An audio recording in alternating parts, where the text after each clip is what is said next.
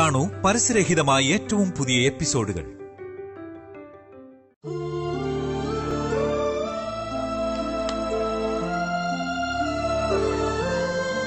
എടോ, പോലീസ് തന്നെ നല്ലതുപോലെ ബുദ്ധിമുട്ടിച്ചെന്ന് എനിക്കറിയാം. പക്ഷേ അവരെ കുറ്റം പറയാൻ പറ്റില്ല. അവർക്ക് കുറ്റവാളിയെ കണ്ടെത്തിയില്ലേ പറ്റൂ. അതിനവര് എന്തു മാർഗവും സ്വീകരിക്കും. ഇതുപോലുള്ള സന്ദർഭങ്ങൾ നമുക്ക് ഇനിയും നേരിടേണ്ടി വന്നേക്കാം. താൻ തളർന്നു പോകരുത്. ഏട്ടൻ കൂടെ ഉണ്ടെങ്കിൽ ആകാശം ഇടിഞ്ഞു വീണാലും ഞാൻ പേടിക്കില്ല. ഞാൻ ഇത്രയും സ്നേഹത്തോടെ 2 സാരി വാങ്ങി തന്നിട്ട് താൻ നോക്കിയത് പോലില്ലല്ലോ. അത് ഞാൻ നോക്കാം. ഇപ്പൊ ഏട്ടൻ പോയി ഫ്രഷ് ആയിട്ട് വാ. ഒന്ന് നോക്കടോ. എന്തായാലും ഞാൻ തനിക്ക് വേണ്ടി വാങ്ങിയതല്ലേ, തുറന്നു നോക്ക്.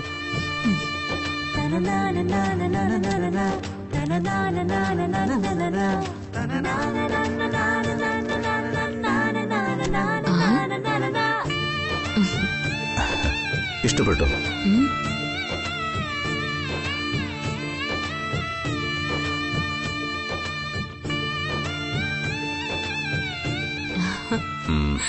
ജ്യോതി, ഇതിൽ ഏത് സാരിയാ തനിക്ക് കൂടുതൽ ഇഷ്ടപ്പെട്ടത്?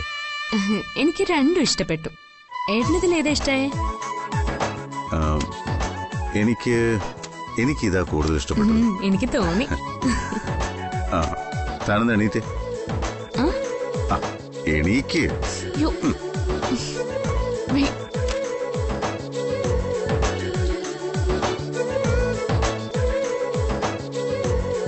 എന്താ?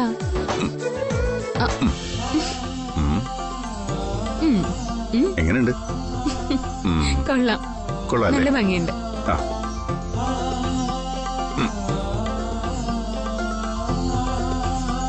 ഇനി നമുക്ക് ഇതുകൂടെ എങ്ങനെയുണ്ടെന്ന് നോക്കാം.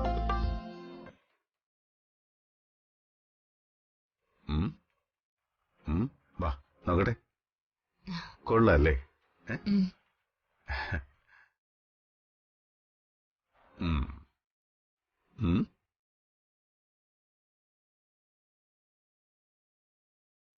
പാവേട്ടൻ എന്നെ സന്തോഷിപ്പിക്കാൻ വേണ്ടി ഏതൊക്കെ ചെയ്യുന്നു.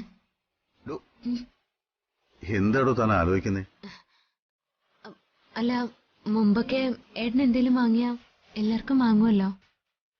മായയും താരയും ചിത്രയെല്ലാം അതിനുവേണ്ടി കാത്തിരുന്നിട്ടുണ്ട്. അതൊക്കെ ശരിയാ. അവർക്ക് അവരുടെ ഭർത്താക്കന്മാര് വാങ്ങിച്ചു കൊടുത്തോളും. അവരും കാര്യങ്ങളൊക്കെ പഠിക്കട്ടോ. ശരി, എന്നാ ഏട്ടൻ പോയി ഫ്രഷ് ആയിട്ട് വാ. ഞാൻ കഴിക്കാൻ എന്തെങ്കിലും എടുക്കോ? തനിക്ക് എന്തു പറ്റിയടോ? എന്താ ഒരു വിഷമം? ഇല്ല, ഒന്നുമില്ല ഏട്ടാ. തന്റെ മുഖം കണ്ട എനിക്കറിഞ്ഞൂടെ? എടോ, എന്തോ വന്നാലും ഞാനില്ലേ കൂടെ.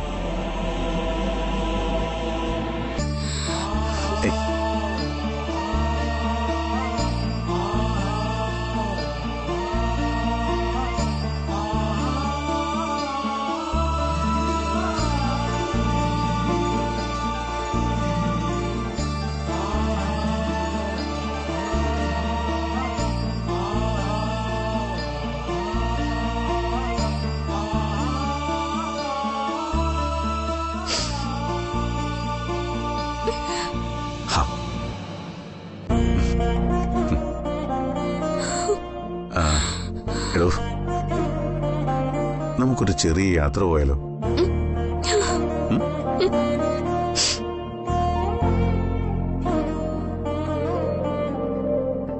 ഈ ടെൻഷനിൽ നിന്ന് തനിക്കൊരു മാറ്റം വേണം. വേണമെങ്കിൽ പ്രിയയും ജയപ്രകാശിനെയും കൂട്ടാം. ഇതുവരെ അവർക്ക് നമ്മളൊരു ട്രീറ്റ് കൊടുത്തില്ലല്ലോ. ഇപ്പൊ അതൊന്നും വേണ്ട ഏട്ടാ. എനിക്കൊന്നിനും ഒരു മൂഡില്ലാത്തോണ്ടാ.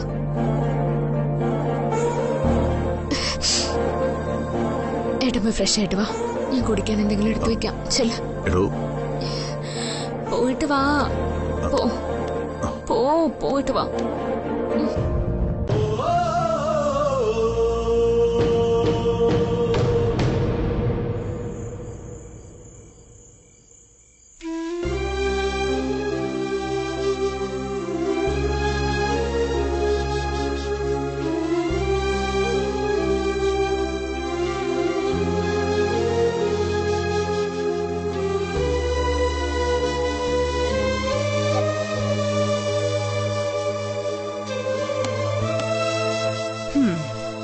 ഇങ്ങനെ ആലോചിച്ച് വിഷമിച്ചിട്ട് എന്താ കാര്യം? അവൾ ഒരിക്കലും ഇത് ചെയ്യില്ല.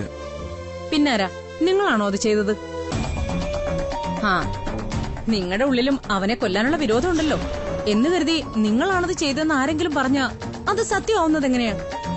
ആ, അതുപോലെ തന്നെയാ ഞങ്ങൾ പെണ്ണുങ്ങളുടെ കാര്യവും. വെറുതെ സംശയിക്കാന്നല്ലാതെ ഒരു കാര്യവുമില്ല. ആ, ഇതിനിടയ്ക്ക് അവനെങ്ങനെയോ ചത്തു. കേസും കോടതിയൊന്നും അവളെ കൊണ്ട് താങ്ങാൻ പറ്റില്ല. അതിനുള്ള ആത്മബലമൊന്നും ആ സാധുവിനില്ല. അവളൊരു പാവാ. പിന്നാരാ, ഞാനാണോ ഭയങ്കര സുധേട്ടാ? ഞാൻ നിങ്ങളെ കല്യാണം കഴിച്ച് ഈ വീട്ടിലേക്ക് വന്നപ്പോ നാട്ടുകാർ മുഴുവൻ പറഞ്ഞു, കൊച്ചേ അവൻ ഭാര്യ വാഴാത്തവനാ, ജീവൻ വേണമെങ്കിൽ അവനെ കളഞ്ഞിട്ട് രക്ഷപ്പെട്ടോന്ന്. ദേ, എന്നിട്ട് ഞാൻ പോയോ? ഞാൻ കണ്ടതേ നിങ്ങളെ മാത്രമല്ല, നിങ്ങളുടെ കയ്യിലിരിക്കുന്ന പെൺകുഞ്ഞിനെ കൂടിയാ. അന്നു മുതൽ സ്വന്തം മോളായിട്ട് തന്നെയാ ഞാൻ അവളെ വളർത്തി വലുതാക്കിയത്. പിന്നെ നമുക്കൊരു മോളുണ്ടായി. രണ്ടുപേരെയും ഒന്നായി കണ്ടു തന്നെയാ ഞാൻ വളർത്തിയത്. അങ്ങനെ ഇപ്പോ അവളെ ജയിലിലാക്കാൻ ഞാൻ സമ്മതിക്കൂ? നീ പറഞ്ഞത് വെറുതെ ആണെങ്കിലും അതിലൊരു സത്യമുണ്ട്. അവളെ നീ വളർത്തി. ഇന്നിപ്പോ ഈ കുടുംബത്തിന്റെ ആകെ നെടുന്തൂണാവണം. അവളെ ജയിലിൽ വിടാൻ ഞാനും സമ്മതിക്കത്തില്ല. അതിന് നിങ്ങൾക്ക് എന്ത് ചെയ്യാൻ പറ്റും? എന്റെ സുധേട്ടാ, അവൻ ചത്തത് നമ്മളാരും കാരണമായതുകൊണ്ടല്ല. നമ്മുടെ മോളുടെ കല്യാണം മുടക്കാനാ അവനാ കല്യാണ സ്ഥലത്ത് വന്നത്. എന്റെ മോളുടെ സങ്കടം ദൈവം കേട്ടു. ദൈവം അവനെ അങ്ങ് കൊണ്ടുപോയി. അതിന്റെ പേരിൽ അരുതാത്തതൊന്നും നമ്മുടെ കുടുംബത്തിൽ സംഭവിക്കില്ല. ഒക്കെ ദൈവം നോക്കിക്കോളും സുധേട്ടാ. പൊട്ടനെ ചെട്ടി ചതിച്ച ചെട്ടിയെ ദൈവം ചതിക്കും. അവന്റെ കാര്യത്തിൽ അത് അച്ചട്ടായി, അത്രേ ഉള്ളൂ. വെറുതെ ഓരോന്നാലോചിച്ച് തല പുണ്ണാക്കാതെ കിടന്നുറങ്ങാൻ നോക്ക്. വാ.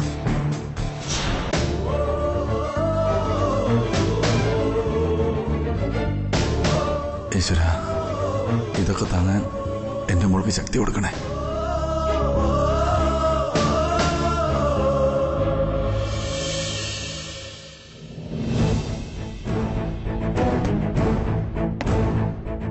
ജ്യോതി, ഒരു ഗ്ലാസ് വെള്ളം.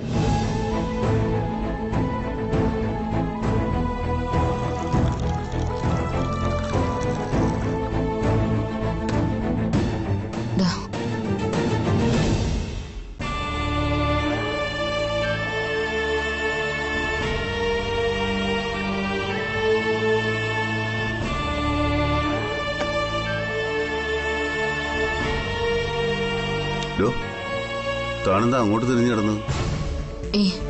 ഒന്നുമില്ല, എനിക്ക് വല്ലാത്തൊരു ക്ഷീണം പോലെ. അങ്ങോട്ട് തിരിഞ്ഞു കിടന്നാൽ ക്ഷീണം മാറൂ?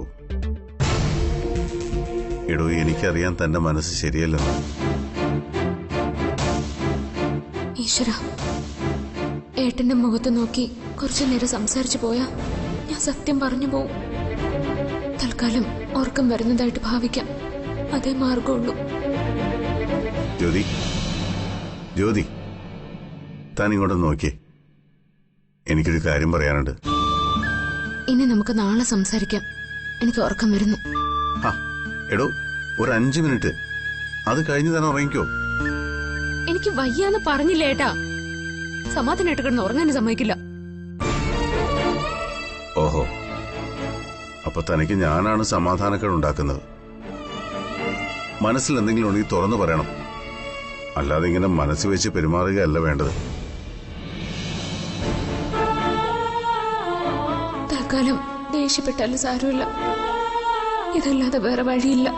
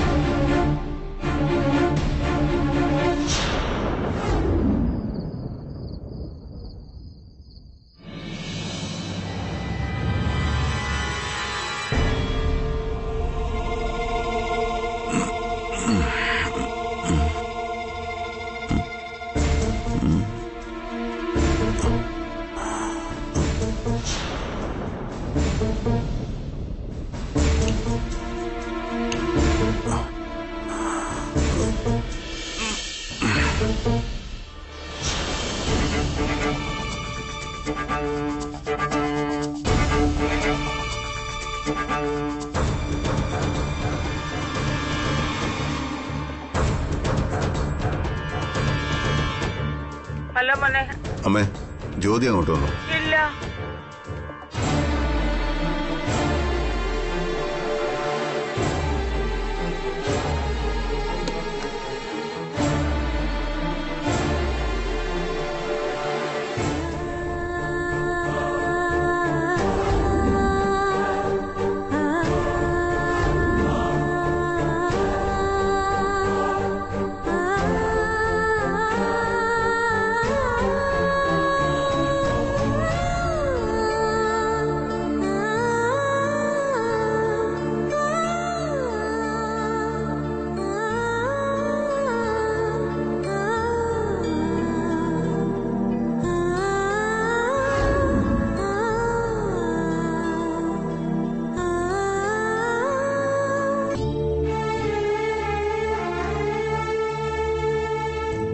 പാവം, പോലീസിന്റെ ചോദ്യം ചെയ്യലിൽ ആകെ അസ്വസ്ഥയാണ്. ഏട്ടനോടിത് തുറന്നു പറയാൻ പറ്റാതെ ഞാൻ എത്ര ദിവസം ജീവിക്കും? പോലീസ് എന്നെ ചോദ്യം ചെയ്തതിന്റെ ടെൻഷനിലാണ് ഞാനെന്നാ ഏട്ടൻ വിചാരിച്ചിരിക്കുന്നത്. തൽക്കാലം അതങ്ങനെ തന്നെ ഇരിക്കട്ടെ. എന്റെ ഏട്ടന്റെ ജീവനേക്കാൾ വലുതല്ല എനിക്ക് എന്റെ ജീവനും ജീവിതവും. ഒരു തീരുമാനത്തിലെത്തിയേ പറ്റൂ.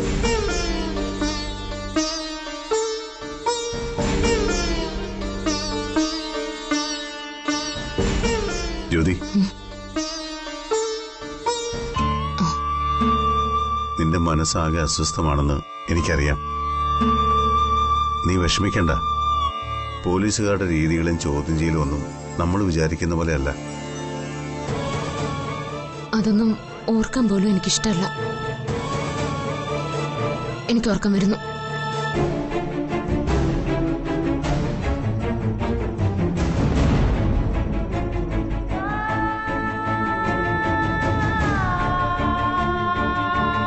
വെള്ളം കുടിക്കാൻ വന്നപ്പോ മുറി ലൈറ്റ് കിടക്കുന്ന കണ്ടു. അതുകൊണ്ടാ ഞാൻ കേറി വന്നത്. അല്ല, കഴിഞ്ഞോ നീ? എന്ത് പറ്റി നിനക്ക്? അത് കിടന്നിട്ട് ഓർക്കാൻ വന്നില്ലമ്മ. നല്ല തലവേദനയുണ്ട്. മോളെ മഹേശൻ, അവൾക്ക് എന്താടാ പറ്റിയത്? അവള് കരഞ്ഞെന്താണെന്ന് നിനക്കറിയോ? എനിക്കറിയില്ല. അമ്മ പോയി കിടന്നു.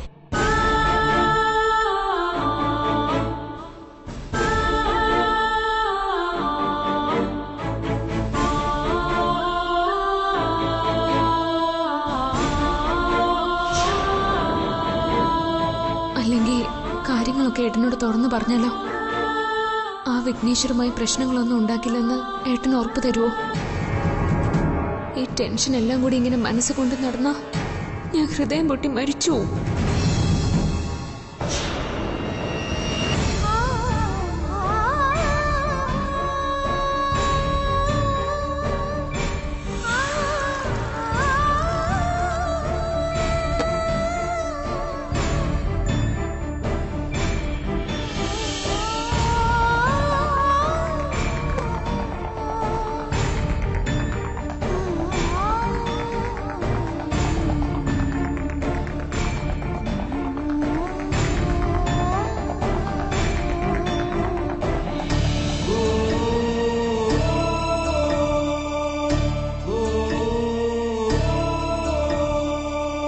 ജ്യോതിക്ക് എന്താ പറ്റിയത്? ഇത്രയ്ക്ക് അസ്വസ്ഥയാകാൻ മാത്രം ആ ചോദ്യം ചെയ്യല് അവളെ വല്ലാതെ ബാധിച്ചു.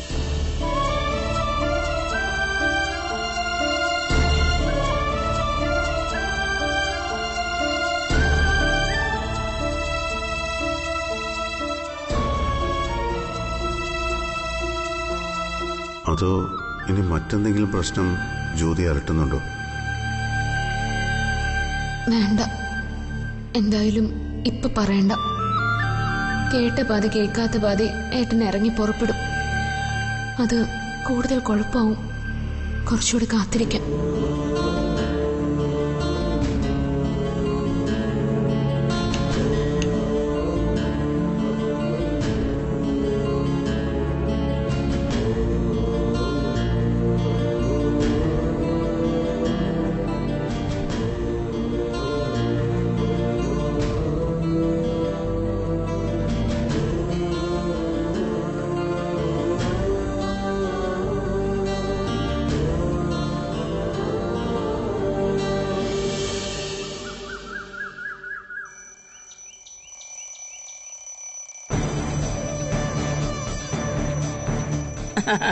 Good morning my son. Good morning അമ്മേ. ആ, എനിക്ക് നിങ്ങളോട് എല്ലാവരോടും കൂടി ചില കാര്യങ്ങൾ പറയാനുണ്ട്. ഇത് നമ്മൾ നേരത്തെ ഡിസ്കസ് ചെയ്ത കാര്യമാണ്. അന്ന് നിങ്ങൾ ചില താല്പര്യങ്ങളും പറഞ്ഞിരുന്നു.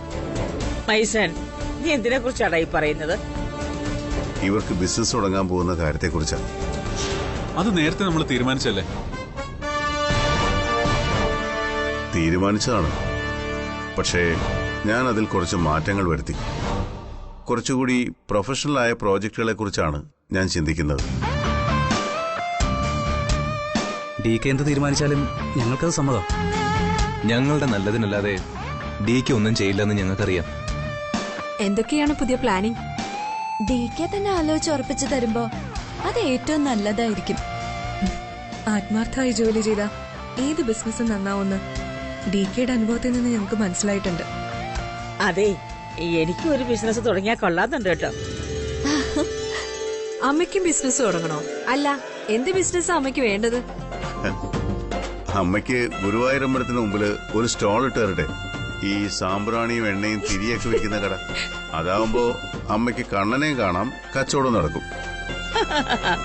Very good. അങ്ങനെ നീ എന്നെ ഗുരുവായൂരമ്പലത്തിന് നടയെ കൊണ്ട് അങ്ങ് ഇരുത്താൻ തീരുമാനിച്ചു അല്ലടാ?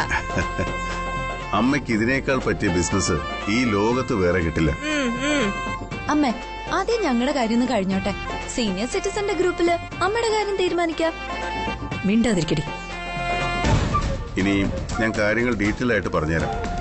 ശ്രീറാമനും ഗോകുലിനും ബാലുവിനും കൂടി കൊച്ചിയിൽ ഒരു കൺസ്ട്രക്ഷൻ കമ്പനി തുടങ്ങാനുള്ള ഏർപ്പാടുകളൊക്കെ ഞാൻ ചെയ്തിട്ടുണ്ട്.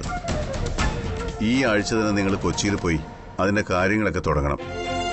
മായയ്ക്ക് വളരെ പ്രധാനപ്പെട്ട ഒരു ബിസിനസ്സാണ് ഞാൻ പ്ലാൻ ചെയ്യുന്നത്. ഒരു ഓർഗാനിക് ഫാം. അത് മായയുടെ ഇഷ്ടപ്പെട്ട മേഖലയുമാണല്ലോ. ഞാനിത് നേരത്തെ മനസ്സിൽ കണ്ടതാ ഡി കെ. ഇനി വരുന്ന കാലത്ത് അഫോർഡബിൾ ആയ ഓർഗാനിക് പ്രോഡക്ട്സിന് വലിയ മാർക്കറ്റ് ഉണ്ട്. I like it. താരയ്ക്ക് ബ്യൂട്ടി പാർലർ വേണമെന്നാണല്ലോ പ്ലാൻ ചെയ്തത്. അതിന്റെ കൂടെ ഒരു കോസ്മെറ്റിക് ക്ലിനിക് കൂടി പ്ലാൻ ചെയ്യണം. അപ്പന്റെ സ്വർണ്ണക്കട പോയി.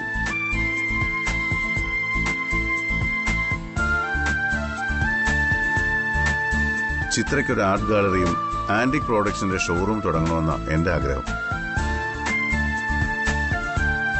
സുന്ദരമായ വസ്തുക്കളോട് എപ്പോഴും ചിത്രയ്ക്ക് ഇഷ്ടം കൂടുതലാണല്ലോ.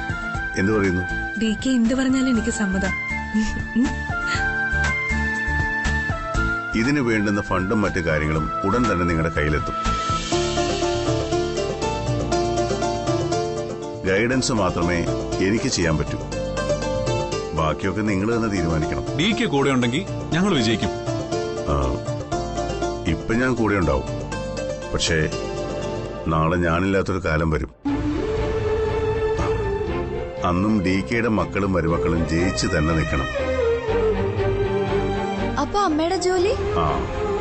നിങ്ങളെല്ലാം നേർവഴിക്ക് നടത്തി നിങ്ങളുടെ എല്ലാം ബിസിനസിന്റെ കാര്യങ്ങൾ ശ്രദ്ധിച്ച് അഭിപ്രായം പറയാം. അതാണ് അമ്മയുടെ ജോലി. ഇതൊരു മാതിരി ഭരണഘടനാ കമ്മീഷൻ പോലെ ആയല്ലോടാ. എത്ര മനോഹരമായിട്ടാ ഡി കെ ഓരോന്നും പ്ലാൻ ചെയ്യുന്നത്. ഇതുപോലൊരു അമ്മായി അച്ഛനെ ലോകത്ത് ഏത് മരുമക്കൾക്ക് കിട്ടും?